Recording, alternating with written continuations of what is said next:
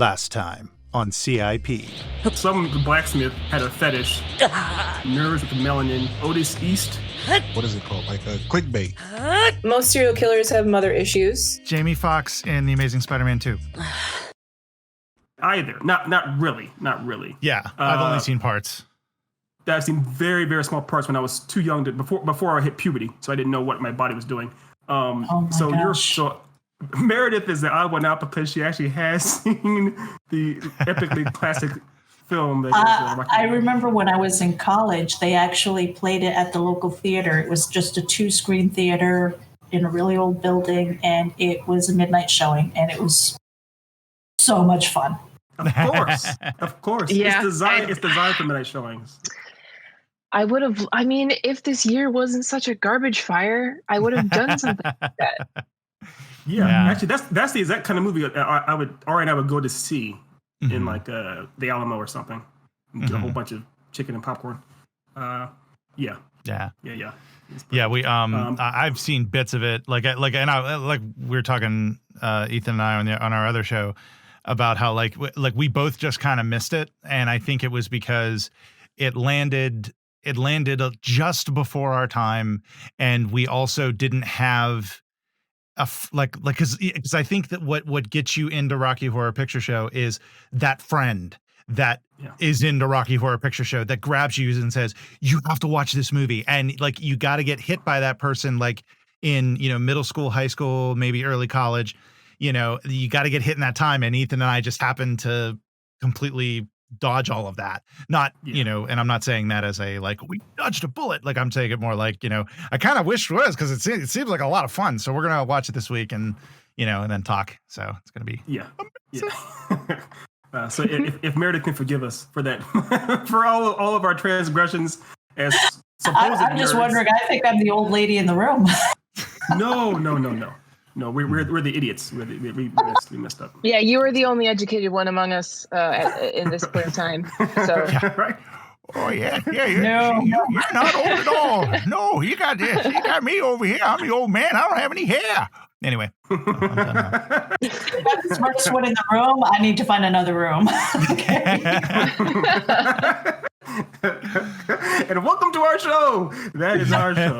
It's the blind leading the blinder, as it were. Mm-hmm. Perfect. And speaking of which, thanks again, Meredith, for hitting us for coming in today. You are as our superstar celebrity. We are more than honored to have you amongst us. So thanks again for leaving your throne at the Geek Insider to come and be with us. We really appreciate it. My pleasure. It's going to be fun. I have no idea what I'm walking into, so I kind of feel like, that the girl in the horror movie. Oh yeah, excellent music. Don't worry though, because if you're the girl in the horror movie, you will also be the final girl, so you'll be the only one left standing alive at the end. Right? No, I don't understand those horror movies. Girls always wear high heels. I'm like, what the heck is going on? I hate that so much. They do. Listen, they wear high heels. Just wear practical shoes. That's all I want. I agree. That's true. What I can see, have you guys heard of that game Among Us? I know Ari has. Yes. So long story, Nate has too, but long story short, just the idea that people are in the same game where one person is in fact the killer on a spaceship, basically, but nobody knows who it is. So one person is deliberately sabotaging everything and killing everybody. I could easily see Ari as that one killer, destroying everybody, killing everybody. And then Meredith as the one person that has to try to stop her in the end. Nate and I would die immediately. I don't know. There's no pause. I don't know. Ethan's acting pretty sus. I really don't know, man. What? You turn on me? You turn on me that fast? You would say that because you're acting pretty sus. Oh, wow. Oh, okay. I see. Shit. I mean, oh, no. I just went horribly wrong. It's kind of hilarious because the last time I played a game like that, I was found out in a minute and booted off and died. So I'm not very good. Yeah, I can't play games like that. I get too stressed out. Like the whole time I'm like, I just can't do it. It depends on how well you can lie. Yes. Welcome to my world. And speaking of lies, Yes. Smash Cut, tonight's episode is meant to be in theme with our Halloween Horror Festival. And we thought, who better to have on here than a master of Halloween horror? It's Meredith Loughran. Meredith also, she has dipped her toes into the actual horror comic genre. She's actually written her first horror comic book, which will be coming out soon in an anthology series. So she actually is a literal master of horror herself. And we figured for Halloween, for our Halloween episodes, who better to have on than someone who knows it better than all of us. So you're giving me too much credit. Too much credit. No, it's just the right amount. It's like salt on a taco. Yes. All right. Okay. So ready to do the honors, Nate? Yeah. So we are what, a 1d10? Yes. D10. This is for genre. Going to throw the dice. Throw it. And then Ethan will make something up. 4. Perfect. Well, not perfect. Perfect-ish. It's sci-fi. Sci-fi. Okay. We can lean into the details a bit. It's sci-fi. Okay. Hold on 1 second while I get it ready. And then it's another D10 for setting. 10. Oh, interesting. Okay. It's business. It is business. So a sci-fi business Interesting. that can work for horror. Yeah. Ooh, okay. I have a few ideas. So Okay. I'm gonna keep my mouth shut and save it for later. we're not your wife. We are not your wife. That's not how you talk to us. Okay, so I'm doing this is for the time period. I do a 1d4 because there is no such thing as a 1d3. So, damn it did 4. So I'm throwing it again. 1 passed. Oh, nice. This can work really well actually because I won't say it either. But I think you and I, Nate, are maybe in the same page-ish. Good. You can tell me where I'm at because I have no idea, to be honest. Okay. I mean, I could be wrong though too. So again, we're going into archetypes, but I'm using the truncated one with just 100 of them this time again. Okay. And I swapped out the ones we used last time, so it's a fresh list. Okay, so I'm gonna do 5 D20s. Sure. Okay. 63. Nice. 63. That's a bit of a smack to the bell curve. Priestess. Yeah, this is actually leaning right into what I was thinking of. Right into it, actually. So. Yeah. Okay. All right. I guess I gotta roll it again. Damn. Gotta click the buttons. 55. Let's see here. Novice. We can figure out some of that. Yeah, novice. All right. And the final roll. 61. Pioneer. This actually fits in really, really well. Pioneer. Interesting. Nothing monstrous like on the surface, but there's always ways to improvise. Yeah, we can have our fun. We can make that work. Absolutely. So, all right. Quick recap. The genre we got was sci-fi. Setting was business. The time period was the past. Archetype number 1 was priestess. Archetype number 2 is a novice. And archetype number 3 is pioneer. All right. All right. And let the dance begin.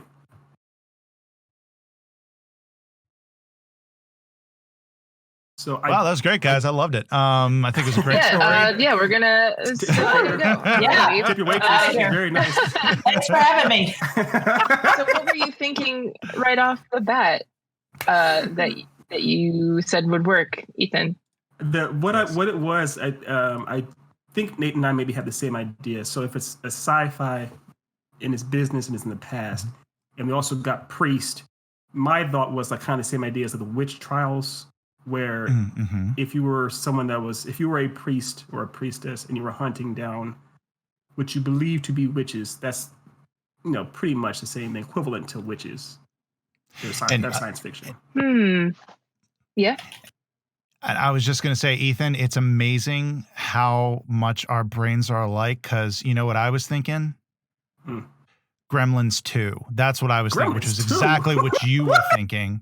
What? I can officially say no one things about Gremlins 2, especially anyone here's involved why. with it. Okay, explain yourself. Please explain yourself. It's set in an office building, so business. Yes. It's also set in the 90s, which is the past. As much as Technically, it we is are the loath to past. admit it, Technically, it 90s is are the past. So that's why my brain went to it. Is the fact that it was in the past. It's business related because it actually has a lot of comments on business at the time and how corporate Wall Street was getting and that sort of thing. It actually is it actually has a lot of amazing commentary for a silly movie like it. But that's kind of where that's where my brain immediately went. Was there.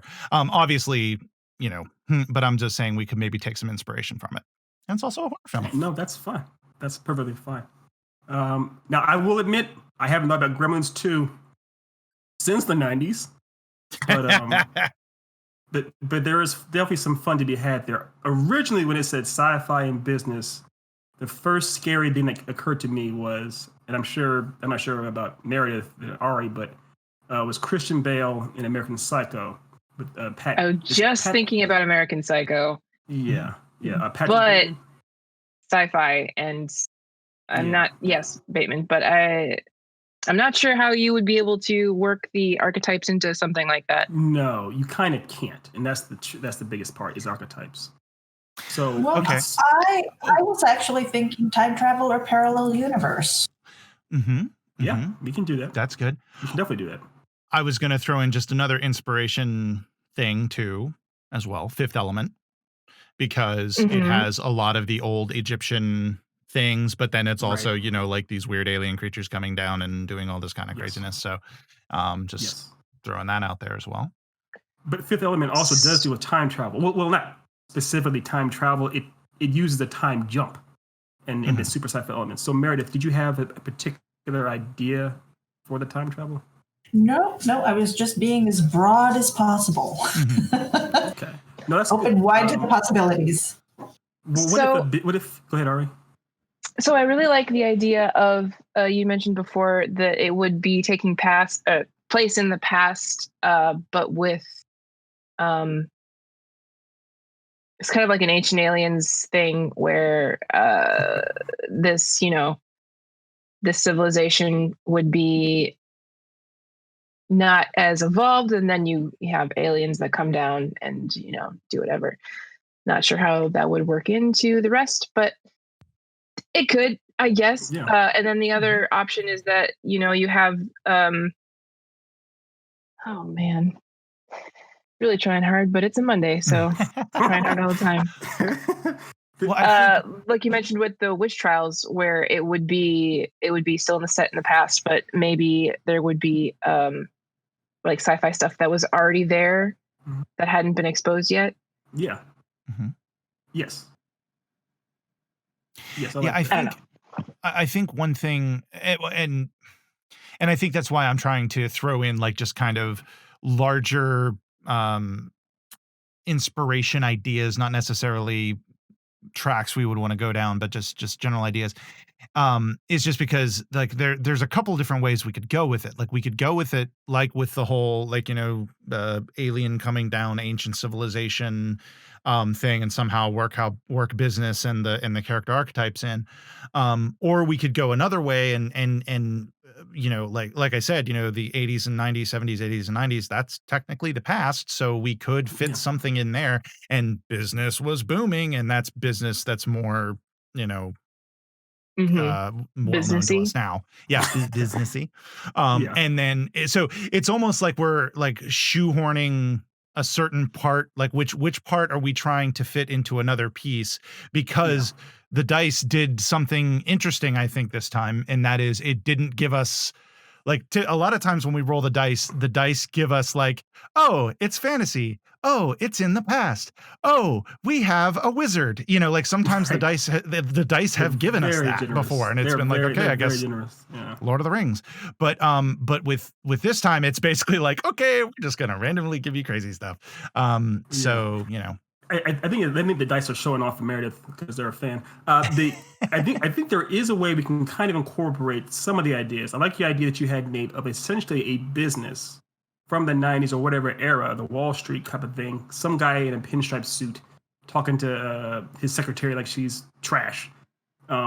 If we had it where the business that they were in was basically building a time machine to try and get richer, trying to do something, but something goes awry. A-W-R-Y, I can't pronounce that word.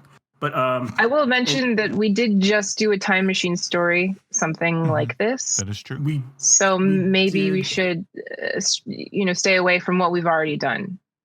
We did, but we could have it where there's something we could stick into the idea of the business being nefarious.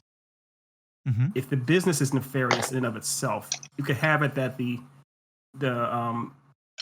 maybe the priestess is there to check up on what the dealings of this business are. The business is so nefarious that the Catholic Church itself believes the guy who runs it is literally Satan or something, mm-hmm. or the pioneer, the guy who's running the business is doing things that are so outside the box that he's like a pioneer in the space of fiber optics or whatever it might be.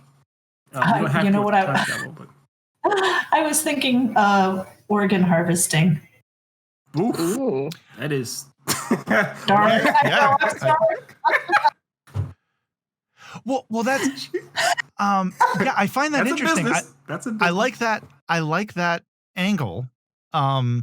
Having it be like there's this business. It's set kind of a little bit in the past. They're doing this, like pretty gnarly thing under the pretense of come in and get LASIK surgery and lose a kidney, like that kind of thing. And I like that idea. And then going along with what Ethan was saying, you started talking about that and my brain immediately went to Devil's Advocate. Yes, I'm thinking about that too a little bit with Keanu Reeves. He wears a pinstripe suit in that a few times. Yeah, and and Al Pacino because in the movie Al Pacino is the devil. So I think that would be interesting. And then we've got this priestess thing, and I'm just throwing in another, and this isn't so much for the thing; it's more for the fact that this movie takes a left turn in the middle of it, and that's damn it, it just flew out of my head. But it's a movie that starts off as a Western and then turns into a vampire movie halfway through, and it's just so from dusk till dawn. Is that what you're thinking about? That's what I'm thinking about. And I'm thinking that maybe this story could even kind of have that piece to it, where you think it's this is a normal Wall Streety businessy thing, and then it's all of a sudden organ harvesting. What? Going along, okay, still kind of okay. Maybe it's more then maybe American Psycho, and then all of a sudden, holy shit, priestesses and devils, and oh my god, what the hell's happening? And we can do the thing that I wish True Detective did, which was lean in completely the first season, which is lean in completely into the Lovecraftian stuff, which they didn't do. Mm-hmm. No, they did not. So I'm totally into. Theoretically, did. Yeah. Well, they didn't. No. They didn't actually lean into it. No, they did not. No, I was thinking about this story as far as what they do, not so much. Oh, okay. See now? I was thinking because this just popped into my head, but when I'm thinking organ harvesting and things like that, and then for some reason my mind went to ancient Egypt, priestess. Mm-hmm. What do they call those little things that they put the jars that had the jars that kept them. Yeah, they did. Oh, it had a name. Copic. Yeah. No, that's a. That's a type of that's a type of Coptic is a type of but so canopic. Yes. Canopic is a marker. Canopic is the jar. Right. So we can kind of have a kicking in it too with the idea of time travel. If we set the story up like in Fifth Element, where this person, if this building, this massive tower that is running this business in the 90s, if it's essentially this guy. Let's have it's a woman. What if the priestess, quote unquote priestess, is the bad guy? What if she was a priestess back in ancient Egypt? She had all these jars of different organs and whatnot, and that's what she's used to keep her alive into modern day 1990s, in her giant skyscraper tower. And she's still kind of, in order to stay alive and thriving, she needs to get more and more organs or things like that. I'm not sure. We can get more into the details, but that's what if we go that route? But the priestess is the bad person, and she was around since ancient Egypt. Ooh, I like that. Are we focusing on her as the main character then? At least the main baddie. I mean, if she well, if you want to have it that she's a good guy doing this, that's a bit weird. But I see her as the main baddie. Yeah, I think that could Yeah, I work. really like that. Yeah, I would like I would like the main character to be the bad guy. That would be interesting. That's fine. That's perfectly fine. We could have it then that way our novice possibly is a newbie, someone that's a new hire, almost like if we went the way of the Devil Like an Wears Prada, apprentice? like an apprentice or something like that. Yeah, yeah. In the story, like you said, Ari, this is meant to be the story's being seen from the point of view of the priestess. So she's introducing the novice to these different concepts. So when we have our gear shift, like Nate was talking about with changing the tone, the gear, it's pretty much the novice is witnessing how what she thought was a Miranda Priestley type is more or less actually Almatop. What's his name? Amenhotep. The kind of thank you, Amenhotep. Or Starting off thinking that it's Devil's Wear Prada to going into the devil, just the devil, right? Yeah. I really like that of having it be the novice is like a new assistant to the head, and and starting off thinking like, okay, this is just this boss is just evil, and then as time goes on it's like things get weird, and then there's the left turn. But if we actually didn't make the boss evil, what if the boss seems very nice and accommodating and understanding, and the novice is wants to serve this person, because it makes the gear shift that much more fun if it really is unforeseen. If she seems evil from the start when she starts doing this stuff, it's like, well, of course we already thought she was the devil. But if she seems like a saint, really nice person, and if we have it that there was one thing I thought about last week in our show with Otis, is what if the idea of some of the people that were missing were actually the homeless? So what if that's kind of how she is able to get some of these organs and harvest them, is that she gets them literally from the homeless. People don't notice the homeless that much, or think about the homeless that much, and she's doing a program that seems like it's helping out the homeless.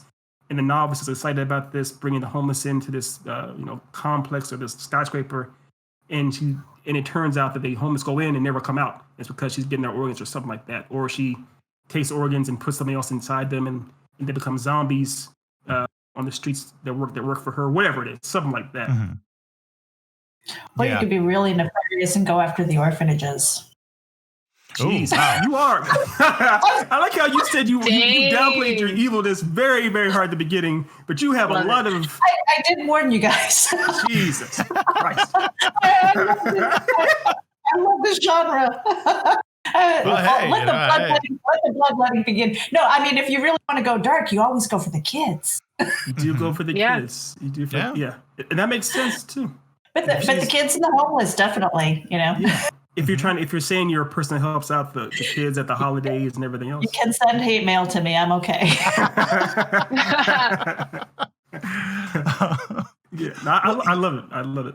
Yeah, I think that's I think that's an interesting idea. And I also had a thought while Ethan was talking about the part where we're having her be nice.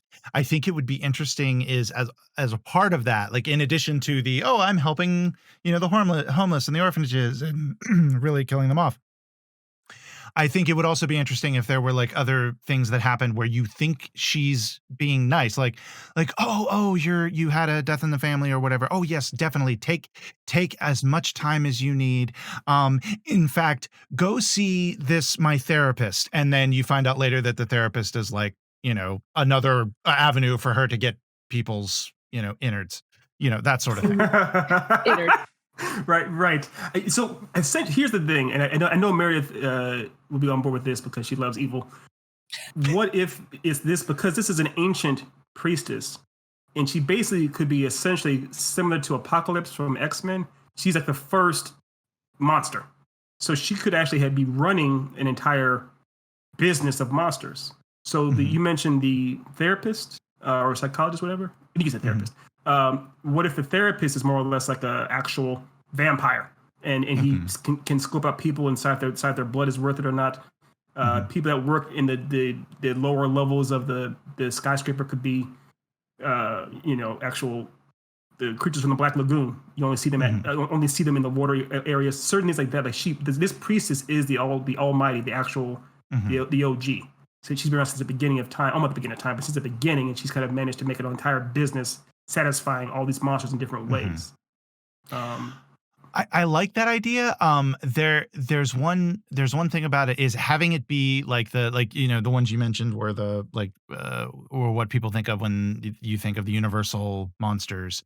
I think it would almost be interesting. It would be more interesting if you would have it be like she's a priestess and they're monsters, but they're not necessarily like Black Lagoon monsters. They're just and maybe not even just like vampire. It's just like I don't want to say nondescript monster, but maybe something a little bit more, for lack of a better term, unique. Sure. Yeah, because I think if we go that route, then we're kind of almost going down. That just seems more almost like parody-ish to me. I don't know why. Fine. That's fine. But that's just kind of the way I think of that. No, that's perfectly fine. I just want the idea of it being, because it is a business, and she is, been around forever. So to kind of expand on if you are a business person, you'd have other things going on too. So that's perfectly fine if there are different types of creatures that she has running, that she's got working for her essentially. Yeah, that works. Also, because she's a businesswoman, it could be that she's competing against other monsters in this world too. We don't know. We don't have to know what they are or to find them, but it could be that this isn't the only business out there, only massive Wall Street type of business that's also feeding on people or doing horrible things. She's literally competing. It's a dog-eat-dog world in a different kind of way with her. And there was a question in the chat about, is the main character a bad guy or just an anti-hero or the villain? I think that's actually an interesting take. Like we had talked about having the novice be the assistant and it being through there, but that's an interesting angle to take, is making the audience think that the main character is the head of this thing, and then and maybe that's the turn, starts off where the main character is the priestess, and then at the midway point of the movie, the turn switches to the assistant, and the assistant is now like, oh wait, no, this is who we're rooting for because she's trying to survive. Yeah, I like that too. I like that. Yeah, it could be one of those things too, where it almost seems in a fun way, a fun 90s movies way, shoulder pads and everything, where the priestess, the owner of the business, seems belabored at the beginning. Like she's trying to do all these different things. She has so many plates she's trying to spin. And she, of course, it seems like, what is me? I need help with all this kind of stuff. So she hires the assistant, the novice, to help her out with these things. So we are still following the priestess through most of the story until the turn happens, until the novice realizes what's going on. And then we pretty much just stop following. We follow primarily the novice, or we're rooting for the novice. And so anytime, with dramatic irony, if the novice realizes what's going on before the priestess realizes that the novice knows what's happening, every conversation they have, she's trying to do everything she can to not upset her or get somehow, set her off and get killed or whatever it is, or reveal, or not sweat too much around her, reveal that she is terrified. So yeah, we can definitely have her kicking it too in that sense as well. Yeah, what if the novice was coming in with the idea that they wanted to take over, kind of usurp the power? Oof. Yes, actually go with the idea that she's almost, the novice is the bad guy, and the priestess is we start off the story. I would say the priestess would still be like evil incarnate, but the novice coming in, you get somebody who's kind of new and, they want to be king. Can I curse on here? I was going to say king shit, so it's like king of the mountain, knock the old biddy down and take over. I don't know. I like that's that. interesting. I like that. I like that more, I think, actually. That she is trying to come in there, and I guess she wouldn't be her assistant then. She'd be there'd be some other way she'd be brought in. Well, you could still be assistant and try and climb your way up the ladder.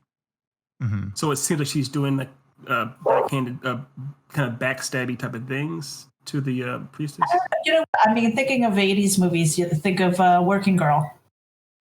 Right. Yes, they're competing against each other. Yeah. Okay. Yeah, it almost could be like she's coming in and she, she's very, very forceful, and you see maybe it's almost a thing where the priestess has another assistant or another helper or something who's basically saying, she's trying to you know, like little bits here and there, like you do realize she's talking behind your back trying to set you up, and it's like, yes, I know, it's fine. We'll get her eventually. We'll get her all straight eventually. And we as an audience think like, oh, they're going to, you know, like be nice until she's finally like, I'm going to learn the true ways of business. When in reality, they're like, no, we're going to, you know, turn her and make her one of us, you know, like. Right. Yes. Yeah, that works. I like that. And I think that means that essentially the novice and the pioneer possibly would be the same.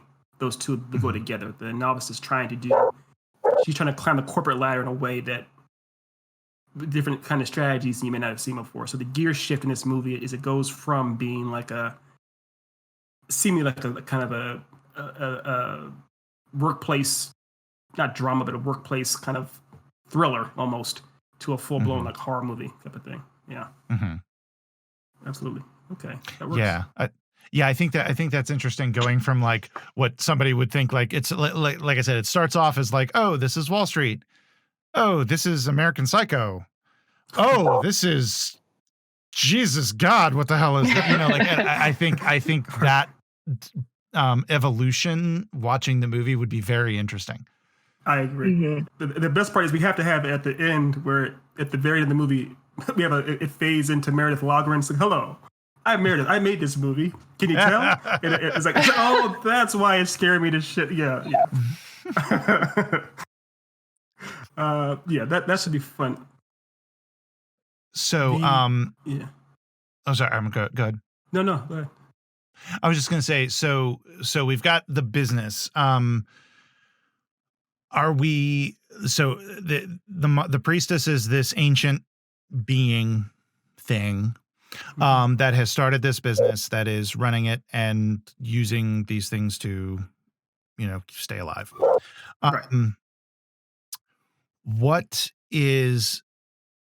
So how does the novice enter the picture? How do we want to do it? Do we just want to make it simply that she just needed an assistant, or do we want to make that part of the story that is then revealed later that you know, nefarious things are happening? We can still do it. I thought about that movie. Oh my gosh, my brain. It's the one with Emma Stone, and it came out, I think it was 2 years ago. It's the one that got Olivia Colman her Oscar, where Emma Stone is like, I think it's the Queen's favorite, or it's called The Favorite. The Favorite. Are you guys familiar with this movie at all? I haven't seen it, but I've seen trailers and stuff. Okay. Long story short, I won't go into detail or spoilers, but it's just the idea that it's very much a snake in the grass. Someone sneaks in there, seemingly very, very benign, trying to help out the Queen, and it turns out she's got all kinds of plans, and she's very cutthroat, and she's cutting all of the Queen support network out so that she can be the only one there, so that she literally becomes the second most powerful being in the kingdom. And she was very poor. She had nothing. She was a con artist to get there in the first place. Spoiler from that part. It could be something similar where this person, if we're following the priestess, and the priestess seems like a very nice person, and then she hires this novice assistant, and every now and then we see the novice assistant, she seems very much like the novice assistant is pretending to be sweet and kind, and we see when the priestess isn't around, she'll kind of like do like an evil smirk, essentially, as she's trying to stab her in the back or do some other nefarious things. And the priestess, who seems that she's always super duper sweet herself, when she's by herself, we see that she's actually doing some really, really deplorable things, like eating a heart or throwing a kid into a wood chipper or something like that. That's a little on the nose. Wow. Right, yeah, but so, and we even have. And I thought I was dark. This is literally based off of Meredith Loughran's Monday Nights. But it could be something even more fun, where we could have it where the priestess isn't surprised at all by our novice. The priestess it's like, yeah, why do you think I hired you in the first place? You're just as despicable as I am. You're just as you're even worse. You're a modern day version of me, or something like that. We can reveal that later on down the road, but that could be part of it, I think. Yeah, I like that. Now I realize, and I'm jumping as I tend to do. So one of the inspirations that I mentioned, Devil's Advocate, at the end of that, what happens is, you know, Keanu Reeves is able to essentially overcome, you know, whatever was going on in his head, and he feels that he has, you know, done the good thing. And then at the very end, somebody asks him, you know, like, hey, you know, you did a great thing back there. You want to come and talk to me? And then it ends up that that's really Al Pacino, the devil. And, you know, he's basically like, you know, vanity. It's my favorite sin. And so it's obvious that, like, okay, this isn't going to stop. He's going to continue going after. In our situation, in our story, do we want this to have a happy ending, or do we want this to be like a, you know, like where the novice, like when the turn happens, the novice is like, okay, do I go good, or do I, you know, do I fight her, or do I join her? Like the kind of thing, like, you know, just kind of throwing out that idea as well. I mean, I'm me, so I like the idea of her joining. And the vicious cycle continues. I do too, but it can't be right away. It has to be. I mean, think about this. No matter how bad of a person you are, someone's like, I'm harvesting human organs and you know, and chopping off the heads of babies because I'm Meredith. We can't. By the way, that's I could change Meredith. It has to be Meredith. Your first reaction is not going to be. It's spelled. It'll be spelled. Put him in his place. Sorry, put him in his place. It'll be spelled with 2 R's please, and 5 E's. But your first immediate reaction will be freak out. You will fight back. You will be like, this is too much. I can't deal with this. I would like the idea of her deciding to join up with her in the end. Basically, in the end, she's like, but I can't do this forever. I need help, or I need to be replaced, essentially. And she put it, and then that's when our novice character says, okay. And she pretty much, you see her sitting on the throne, or even I see it similar to House of Lies, where she sits in the chair in the Oval Office, essentially, and she has a big grin in her face as she does rise to power to become the new CEO of Murderers Inc. or whatever. That's something else. Baby Killers Inc. or whatever. So yeah. Zerasan in the chat brought up an interesting idea of how the priestess could take a liking to the novice because she sees the evil in the novice and wants to join, and then also mentioned making it a failed redemption arc where you're really, you know, like, yes, go for redemption. Exactly. You know? That's what I like darker. That. Yeah, that's the whole point. You think she would. You'd hope that our novice, we can call our novice, I don't know, Pat. We call her Pat, like Pat Bateman or whatever. But you would think that our novice would try to become a good person. And we can actually show her trying to do that, essentially. We can show her trying to do these things, but in the end, as opposed to Devil's Advocate, where Keanu Reeves breaks free of Al Pacino's influence, Pat doesn't. Patricia goes, she just doubles down, and she's like, you know what, okay. She gets seduced by it and falls into it. Yeah, almost like a I don't know why I'm getting this like idea of like becoming a successor almost like maybe it could be that the priestess is like, I'm, you know, I can't do this forever.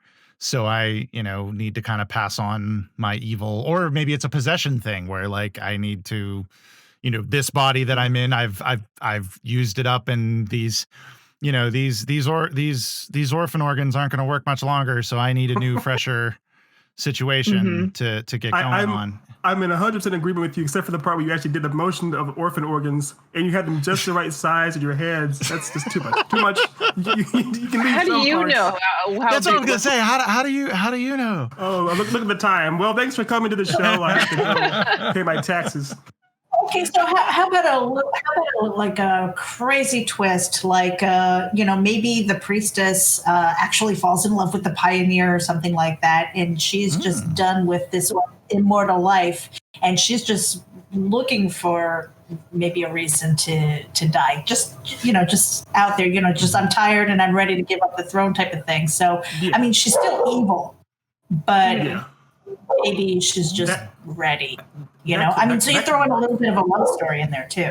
Yeah. Yes, that could definitely. I actually like the idea of the priestess knowingly still being alive but leaving, and because the novice, as opposed to being possessed by somebody else, the novice is still making a choice, and she's still her own person, and she's still embracing the evil of her own volition.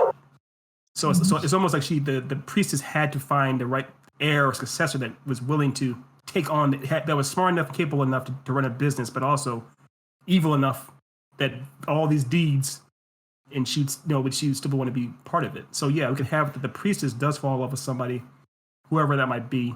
She wants to step aside or step down from being a CEO and retire, and that gives way to Patricia. Wouldn't it be? I had a thought on that. I think it'd be interesting if that was the plan. The priestess is like, I'm looking for a successor, finds the novice, falls in love with the novice, which is unplanned. Yeah, falls in love with the novice that is unplanned, and she decides because of that. She decides, you know what? I'm done. I'm gonna walk away. We should go and live together. And the novice goes, do it. Say yeah, it. no, Say it. I like this whole power thing you've got going and that whole thing you promised me. Yep. Mhm. I'm going to go for that. And he or she, Pat, steps into the priestess's spot. And then the priestess is like, and murders priestess or whatnot, like lets her fade away into whatever. Well, that's not fading away in this. No, it's not softcore porn. It's full blown slashing at the throat, and she takes the power. She becomes the real priestess. Take her heart. She actually, it has to end with her taking her heart and her eating it. There has to be. That's the whole point. It's been building up to her eating her heart. Literally. This is not my genre, so I just throw out the general ideas. Y'all work out the details. We both invited Meredith on here. Absolutely on board with the heart eating in the story. Good save. Yes. Yeah. But I think that would be an interesting like zigzag, on the story. Yes, I agree. I love the idea too of her. Of the priestess genuinely, you can even have it where it seems like the novice is falling for her too. It's reciprocated. It may be on some level it actually is, but in the end, the novice is still dirty dogging her. And she's like, yeah, you know what? As much as I love you, I love power even more. Mm-hmm. Slashes her across the throat, grabs a heart, takes the name tag off Meredith, puts it on herself, becomes a new Meredith, and sits down in the throne. Devious, I love it. And she does it with her fingers as Vincent Price laughs behind her. Yeah, I love it all. Yeah, that's how it definitely has to play out that way, I think. Yeah. Awesome. Absolutely. Okay, so and I always tend to do this at this point in the recording. To ground us, to bring us back. So we've got the story thus far. Are we still going to do the turn, like the twist in the middle, or are we? Yeah, or is that too busy? No, we've got to do the twist in the middle. We haven't. That twist. We we did most of Act 1 essentially, and we did the end of Act 3. We had to do Act 2 next week. Go with the end of Act 3, and then and as I understand it, we have the Act 1, the end of Act 3, and a whole lot of orphan organs and eating hearts in the middle. Yes. Right. That's what you all came here for. But you paid extra. It's like Meredith over there, like, yes. Like I see, she's licked her lips so many times during this story. Listen, orphan organs are tasty. Dog bark. Huh? What? I don't eat the dog too. What? Yes. So now that we're going to be visited by the police. Yeah. At this point, we are. Excuse me. Can we dig in your backyard for a little bit, please? You know what? If you're not on a soft watch already, you're doing something wrong. Yes. Okay. Exactly. Yeah. Honestly, if you're a writer and you're not on a watch list. Yes. Yeah, you're amateur at best. Yeah. At best. Ooh. Amateur hour. Yes. Yeah. Shouldn't have done that on Google Docs. Yeah. Anyway. So we're all going to hell together. I'm looking forward to it. Well, at least we'll have company. Hey. Okay, so we've got Act 1, we've got the end of Act 3. Do we want to do any more of Act 2, or do we want to just put a capper on that for now for this week? We can put a capper on that for now for this week. Yeah, it seems pretty well in hand. It does seem well fleshed out. And speaking of well in hand, emphasis on the flesh. There's so many things, but I love this character design. Meredith, this is always my favorite part of the show. It's the part where I get to describe Ari's beautiful artwork. This looks like what if you had to imagine a modern day Egyptian goddess would look like. She looks like Sophia Batella. Am I pronouncing that right, Ari? Batella? I have no idea. It's for those of you who she was the mummy in that horrible Tom Cruise movie, The Mummy. She was. I haven't seen it. Okay, no, but she was also in Kingsman, the first Kingsman. She was the one with the legs. Oh shit! You're right. The one with the legs. That sounds like my descriptor. He's the guy in the thing. If you've seen Kingsman and I say the one with the legs, you go, oh yeah, I know what you mean. It's like saying in Jaws, the one with the teeth. Oh yeah, I know what you mean. With the teeth. You mean the woman with the prosthetic leg? Yes, the one with the Richard Dreyfuss. The woman with the prosthetic limbs that can cut people with her legs. Okay. Sophia. Now I know who you mean. Okay. Yes. That's what I'm talking about. She looks a lot like her, which is a great thing. Mm-hmm. Excellent. Excellent. Yes, awesome. Very excellent. Very excellent. Awesome. This is, that's great. Yeah, very cool.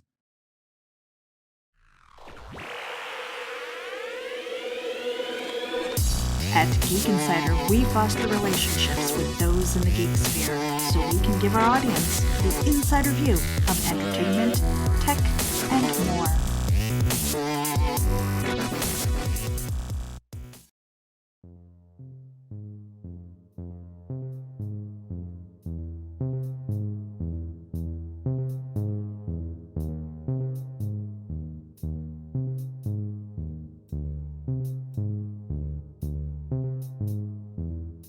Once upon a time, our storytellers gather, bringing with them only a set of dice, a scroll of magical story elements, and a passion to create.